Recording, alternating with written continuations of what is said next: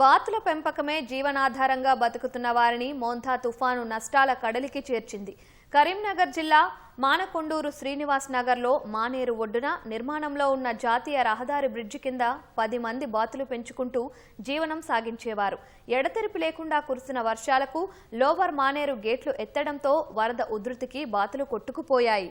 దాదాపు 20,000 బాతు పిల్లలకు గాను 4,000 రక్షించి ఒడ్డుకు చేర్చినట్లు బాధితులు తెలిపారు. సుమారు 20 లక్షల మేర నష్టం వాటిల్లిందని, తమ జీవనాధారం పోయిందని ఆవేదన వ్యక్తం చేశారు.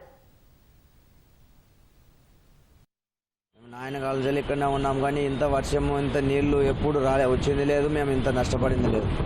ఇంతగానం వస్తాయని ఉంటే ఎప్పుడు వెళ్ళిపోయి ఉంటాం. మేము ఎప్పుడు రాదు నీళ్ళు అనేసి మేము సబ్సిడీగా ఉన్నాము. రాత్రి 1 గంటకు ఎక్కేసిన నీళ్ళు. కొన్ని పిల్లలు తీసుకుపోయి పోసేలు ఎతిగా మొత్తం నీళ్ళు అక్కడి నుంచి మొత్తం వచ్చి కొట్టుకుపోయింది. మేము చిత్తూరు కాపక్క పలంనేరు నుంచి వచ్చాము. రాత్రికే నీళ్లు వచ్చి పిల్లలంతా కొట్టుకుపోయాయి. 20,000 పిల్లలు తీసుకొచ్చినాము. 15,000 పిల్లలు పోయినాయి. ఇంకా 4,000 పిల్లలు మిగిలినాయి. అంతా కొట్టుకుపోయినాయి నీళ్ళలో. 35 లక్షలు పోయినట్టే. ఈసారి అన్న ఇట్లా ఎప్పుడు అట్లా కాలే. నీళ్ళు వస్తుందని ఎవరు చెప్పలే.